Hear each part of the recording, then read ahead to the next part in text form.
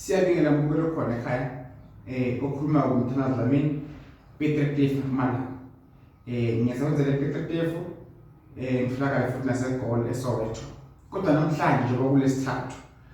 Njalo kulesithathu noma njengamanje wamkhuluma manje nje kulesithathu namhlanje ngila eNgwane Park Ezakhele eceleni kwe-car wash mbukelo khona ekhaya. Eceleni kwe-car wash ungangithola khona njengamanje. File inombolo ya Ngwane 878507849 mbukelo khona ekhaya. Ngifike khona kumprofeti emthanazi usizakala. Zikhona iwasha isicitho nenkinga ekhaya onanhlanhla uthandeke uthola imisebenzi. Kuyakhulekwa kuyathandazwa yonke into ukuze ilunge mbukelo khona ekhaya. Nawufuna usizo uzolithola.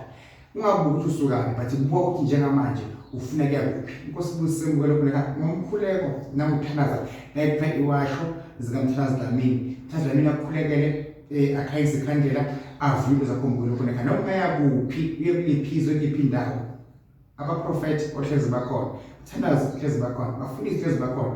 Kodwa ungasho isiko lakho, isinto sakho mbukelo khona ekhaya. Sisebenzise ulungisa izinto, sonke sidinga imali singabantu. Imali ingahlali ilungise mbukelo khona ekhaya. Imali kuleship imali ungahlali ilungisa mbukelo khona ekhaya.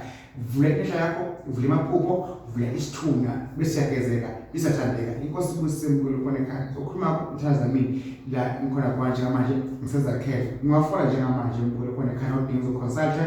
Siyahlola mbukelo khona ekhaya ufuna ukubheka asinankinga.